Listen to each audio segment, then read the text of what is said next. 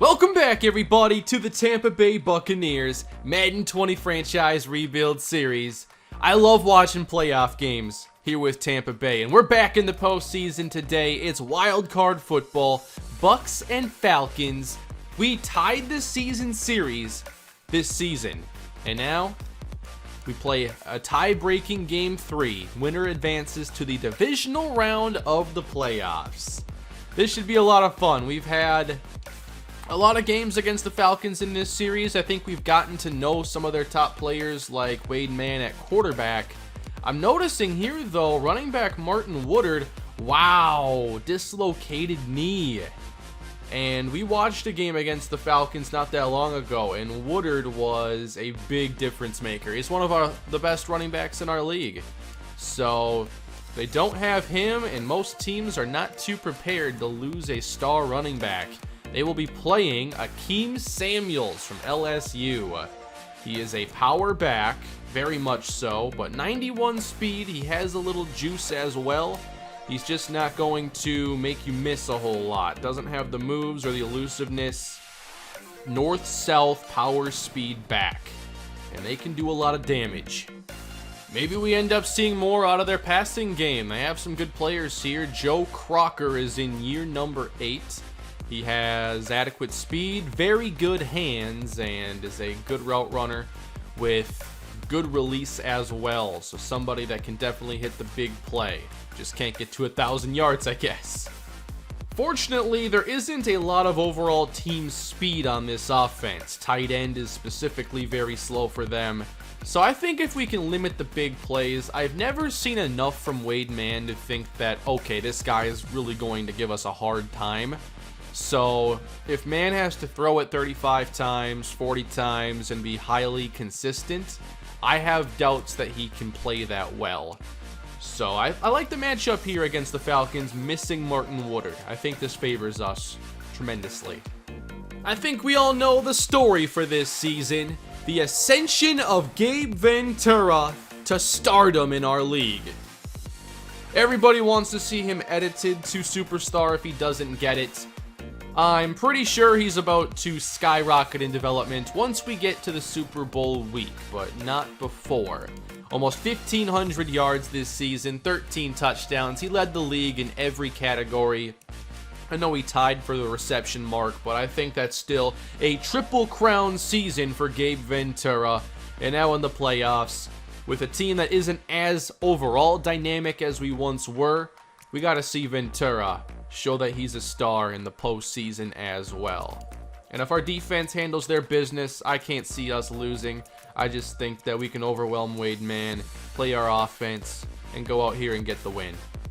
I wonder what our coordinator has to say about this team, though. They have a top rush offense. Well, not sure about that today.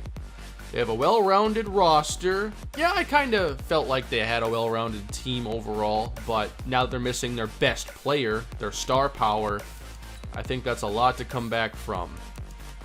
One area that's gotten a lot better for us, though, this season has been the offensive line run blocking. It's really opened things up, and I'm extremely excited to maybe add another running back at some point that allows us to better take advantage of this offensive line we have. And I'm kind of, learning as I go here to figure out how I can strategize building an offensive line. And I think that in real life, I'd rather go like really good at tackle, more average on the interior. I'm a little bit reversed when it comes to Madden because I think a strong interior means wonders for a ground game. And I think with average tackles, you can get by a lot easier. Now, at this point, I have not been sold on RAFAEL McKinley. Specifically, I think his ball carrier vision, when he gets into the open field, he doesn't do enough with it.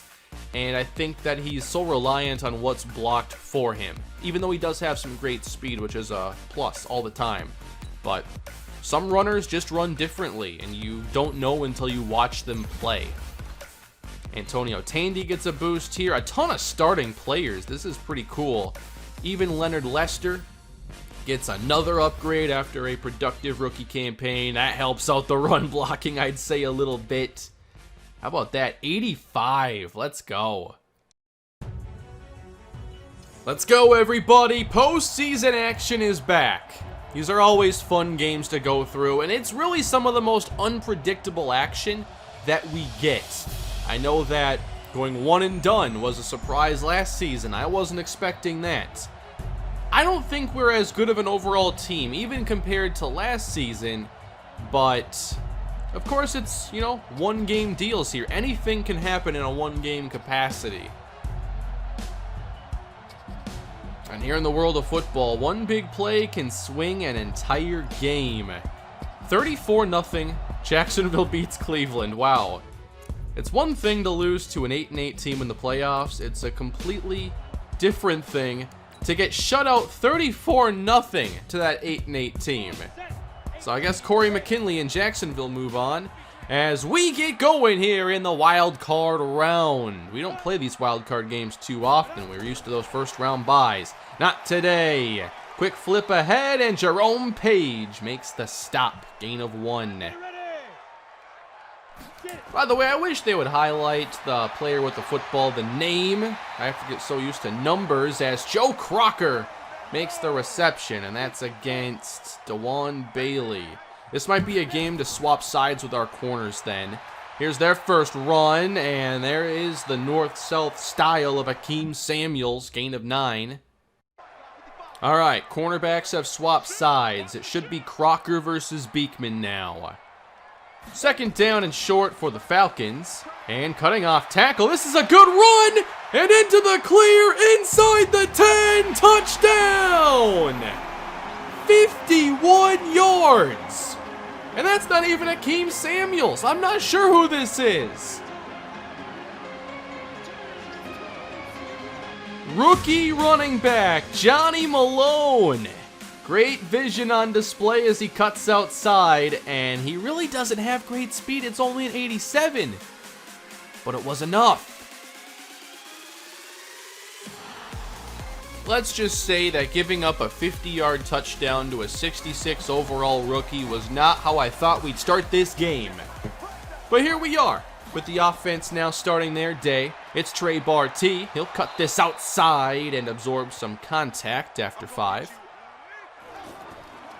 How about play action now on second down? Barty makes the catch, turns up the sideline. Good pickup there as no one wanted to cover him. They have a superstar in the slot. That could definitely impact Gabe Ventura and what we can do in the air. As we run outside again, Barty breaks the first tackle and then is spun down. We do not want to start this with a quick punt. Third down, 11 to go for Sparks, and this is knocked away. Just got unlucky there that 24 was in the window underneath, but the Falcons come out, and they can't have a better start than that. Can't ask for one. 7-0. Let's see if we do better this time. But I was a little concerned by the 2 runs they had on that first drive. Second down for the Falcons, and they're going to run this straight ahead and get nothing thanks to Sylvester Seymour. Trying to force the 3 and out. Running right. Upended and not getting it. Akeem Samuels stopped by Kyle Caver. All right, much better job defense. Drive number 2. Oh! Barty gets through somehow and gets a few yards. Really spreading out the defense here on second down.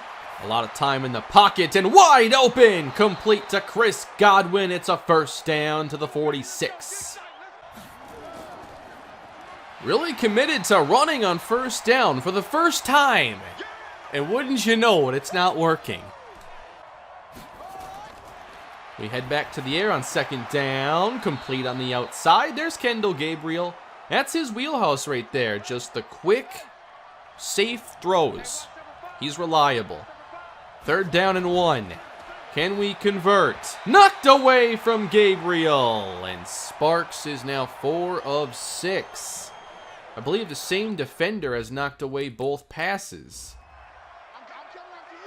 Okay, Falcons, you score 1 touchdown. Now all of a sudden, super aggressive to start this drive. Good completion. On the outside, that's a first down. Number 30, I have no idea who that is. I didn't take notes on number 30. I have been keeping notes on different players, but I don't know who that is. Wade Mann fires downfield and found his man. That's a first down. A perfect start for Wade Mann. Now maybe getting more aggressive, but missing. And he had an open receiver for sure. That's a lucky play for our Bucs. 3rd and 7. Here's that empty look again. 4 on the rush. Make it 5, actually. That's dropped. Wow. Missed opportunities for the Falcons on that drive. 7-0 Atlanta. Here's a lob from Sparks. Oh my! That was caught by Ventura. How do you defend that? You have a quarterback that can make that throw. You have 6'6" Gabe Ventura. 18-yard catch. That was amazing. More of that, please. Gabriel ISO to the bottom of your screen. And Sparks given time, finds the open man, Marcus Durant. 17 yards for the first-year tight end. First quarter winding down as we'll try this run again. Good cut. Now a juke from McKinley. That's what we want to see. Decisive decisions, jukes that make sense. That was a great play. I love these 2-back sets, by the way. I can't get enough of these. I want to go back to the days of Alonzo Holland and Kevin Martindale on the field together. 2nd and inches. On the outside, it's caught. First down, Godwin. This looks like a run to me. I like our run-pass balance. Well, I guessed wrong. Wide open, first down inside the 15. Floyd Hunley. 8 of 10 start for Tyrus Sparks. Let's go tie this thing up. I'm tired of the donut on the scoreboard. Everybody in tight. I look more toward the bottom of the screen here, but it's over the middle, and Ventura turns up. He is stopped at the 4. It's all about finishing your drives. 3s don't win playoff games. Back in the end zone. Touchdown! Gabe Ventura! Is anyone surprised? He scores our first postseason touchdown. I know both feet were down. Oh man, that is perfect footwork back in the end zone. I may get to some simming, but not right now. Good game here, 7 apiece. Atlanta had the big play, but not much since. Heading to the air on first down, complete. Short pickup. Oh yeah, Malone is 30. I have my notes that both running backs wear 35. That's why I was confused. Good powerful run there from Akeem Samuels. Now on 3rd and 1 the first time we made the play. This time, a run, and they do not get it. Well played, Damian Burgess. 2 failed 3rd and 1s. That's big time defense. Also a 35-yard punt with 12 yards on the return. We started our 42. All right, let's get right back to it now. Sparks to the air. Outside, that's close. Incomplete. Fake to Barty, and Sparks cannot escape the pressure. Scruggs brings him down. I'm okay with a deep ball here, regardless of outcome. 3rd and 16. Sparks scans, fires short, and we get 7 yards. We'll kick. Maybe here I'll do a little bit of simulating, but we'll watch most of the second half. Falcons begin at their 3, and they fumble it immediately. Jerome Page. Okay, so why don't we jump right back into the gameplay then. A big turnover sets us up. Ball at the 7. Here's Sparks. Plenty of time. Back in the end zone again. Touchdown! Kendall Gabriel. Man, I was so wrong about him. He does have a role on this team going forward.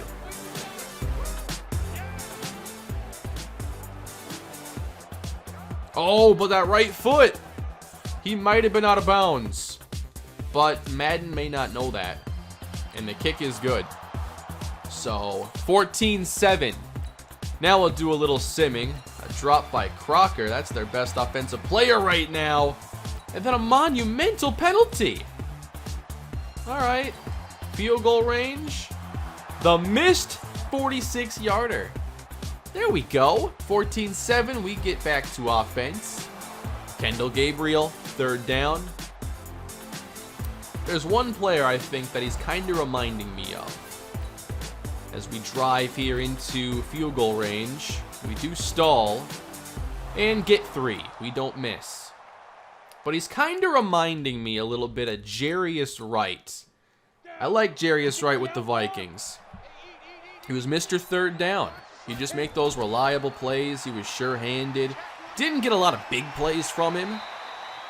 That's who he reminds me of. And I think every team needs a player that you can just count on third down, even if it's not your best receiver, but a good route runner that's sure-handed, at least on the underneath stuff. So 2 minutes to go here in the first half. Always key here to see what teams can do before the break. Falcons down 10 as Wade Mann throws a strike. That was a perfect play. A minute 35 on the clock for Wade Mann as he feels the rush. He's sacked by DeVoe. Now we got him right where we want him. 3rd and 14. Here comes Seymour. The pass goes short. And come on, got to make the tackle. There we go. Timeout Tampa. I think 61 seconds is plenty for this offense. Tyrus Sparks, quick throw, and Gabriel gives us a quick 10 yards. 24 passes, 6 rushes. No need to mess with the balance of the offense right now, or lack thereof. Downfield, no, it's incomplete. Godwin got sandwiched. Now we're going empty. Okay, do we get aggressive here, Sparks? Over the middle and complete to Durant. We got 1 timeout left. We don't use it here, so our next snap should be with about 28 seconds or so. Let's see if we can get a big play here. Only 3 on the rush. They can't get near Sparks. Forced to check it down. Here's McKinley, juking his way into Falcon territory. Now it's all about, do we utilize the sideline? Throw a corner route. Come on, Sparks. 17 seconds left. 8 in coverage again. Over the middle, it's a big play. But I think time has run out here in the first half. And indeed it has. Big half, though, for Kendall Gabriel. Very busy. And a 17-7 score. I'm pretty happy with where this game is at. We gave up the 1 big play. But I think you're going to have to get more than just big plays to beat this team. Let's do some simming to begin this half. Falcons on defense to start, and they get a 3rd and 11 and a stop. That's pretty big for them. Keep the game close, but can they get another drive together? 2nd and 12, they get 9. 1st and 4. I don't know what's going on, but first down on the big 21-yarder. 3rd down. No gain for Kevin Beekman, forced to kick it. Yeah, we have their number right now offensively. Oh, what? It just skipped a whole drive. That glitch happened. We got points. We got 3. I really hope we can watch the rest of this, though. What is it doing? Yeah, I don't care. Just get me back into the gameplay. 13-point game right now. Falcons got to get 2 touchdowns. Quick flip here to the tight end. And not enough speed to do anything with it. 27 seconds here in the 3rd quarter. That might get 4 yards. Does Mann challenge our defense here on 3rd down? 4 on the rush. Mann incomplete again through the hands of Nate Allen. His 2nd drop on 3rd down. Buccaneers take over here in the 4th quarter. It's a fake here to McKinley, and a strike to the 50. It's caught by Gabriel, and we get a face mask out of it.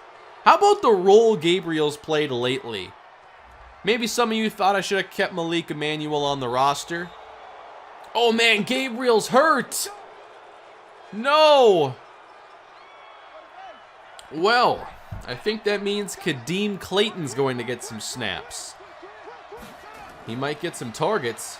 Here's a handoff to McKinley. Not much for him.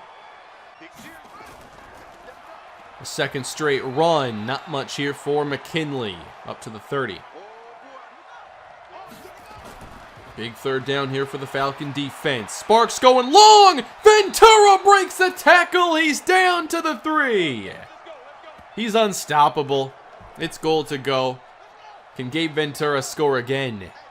In the middle of that bunch. First and goal. Sparks heads to the air. Durant. Nope, it's knocked away. From the 3, it's third and goal. Again to the air. It's a quick throw to Marcus Durant. And the Buccaneers pull away from Atlanta. They got all their points early. And now it's a 20-point game. Actually, no, it's 19. And we might go and get 2 here. Ventura slot left. Here's Tyrus Sparks in the end zone. Ventura. 28-7.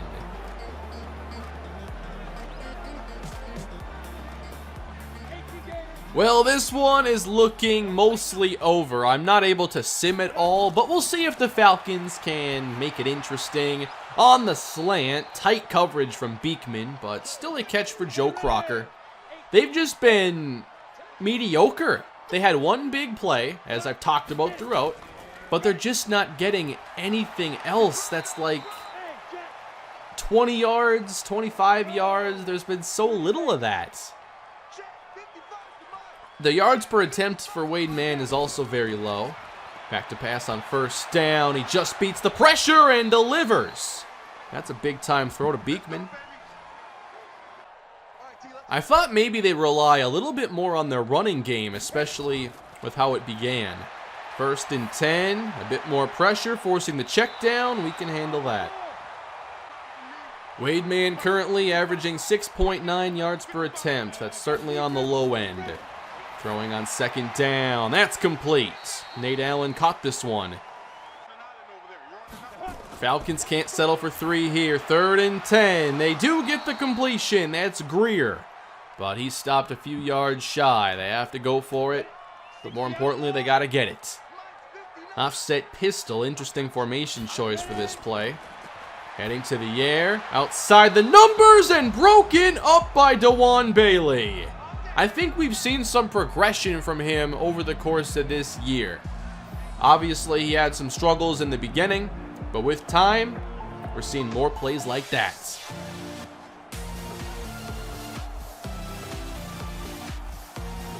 All right, so the only thing we haven't really done well is run the football. But here we go. Barty gets space and keeps a grasp on the football as it nearly got ripped out.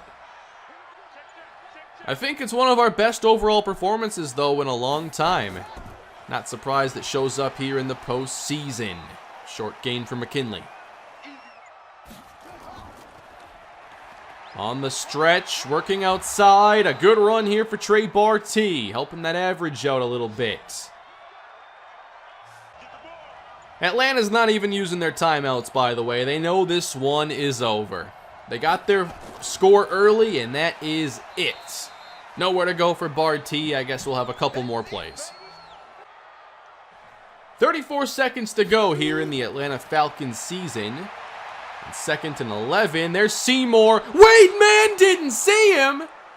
I thought he noticed him at least. He spun away. You got to protect yourself there. Third and 20. I think this is it. Oh, wait. They called a timeout? Okay. A strike outside. Complete. Now they use their timeouts to punt. They call the timeout to save them adequate time to bring out the punt team. I'll never understand this AI. I'll admit, I was worried for about 2.5 minutes when they had that big touchdown run. But Tyrus Sparks had another signature playoff performance And the Buccaneers win in dominant fashion, 28-7. Wow, I can't believe this game looked close in the beginning. I think it could have been a slightly different game if they trusted their run game enough to stick with it. But they wanted to put this game on Wade Man. And I knew that really wasn't going to work out. He's just an average quarterback. I'm not even sure he's starting caliber. But Tyrus Sparks sure is. 3 touchdowns, 326 yards.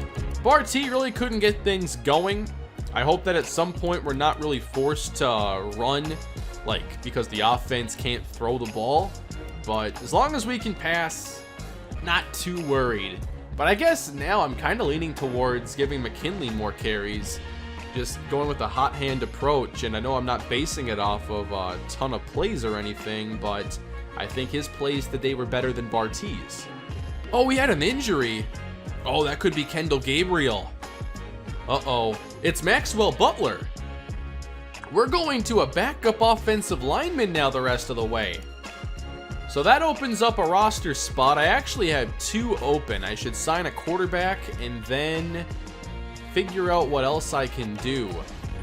So we may have seen the last of Maxwell Butler here with Tampa. Potentially. But he's obviously going on injured reserve. So we will not have Maxwell Butler in our next game. And our division playoff opponent is the Detroit Lions at 14-2. The number 1 seed Detroit Lions, everybody. Get ready. Greg Wilbur, Jalen Slate. These Lions have come a long way in the series. Wilbur's a 94 overall quarterback, by the way, with superstar dev. That deep accuracy is a bit questionable, but anything short and medium, he can hit it. With 99 break sack, these ratings are incredible. We're going to have to get a lot of pressure on him. Roosevelt Ecker, Vaughn Cameron, Jalen Slate. Then a steep drop off here. They have an aging Jalen Ramsey here in season 15. Not the same player he once was. At running back, Lynn Page, a rookie who's an 83. 93 speed, 76 break tackle. Some really solid ratings here. He can do it all. Outside of Jalen Slate. Oh, he's hurt? Wow, they're not going to have Slate. That's a huge loss. D. Hall, Wesley Shepard, Shannon Harrington. D. Hall becomes the number 1. They don't really have a number 2 caliber receiver on this team. Wow, this is going to be interesting now to see if, with a better quarterback, if they challenge us more than Wade Mann did. The offensive line is not special. They have a few difference makers, though, on this defense.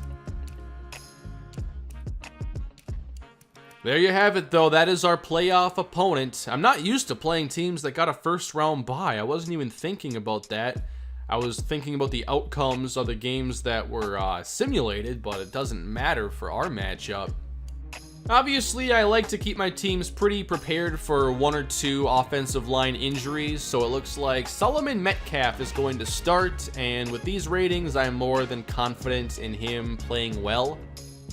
Who knows, maybe this is a chance for him to show he can replace Maxwell Butler if I don't want to shell out the contract money. Obviously, Metcalf's a free agent after this year, and at 77 overall, that's the same, I think, as Butler. But I don't know that his contract demand was anywhere near like the 7.5 that Butler wanted. So we'll just have to see. We'll take it one step at a time here. We got our first playoff win. I'll be back again soon as the Buccaneers look for another one. Thank you all for watching. Hope you enjoyed today's episode. Please smash that like button, subscribe, and I'll be back again with more Bucs rebuild soon. Have a great day, everybody.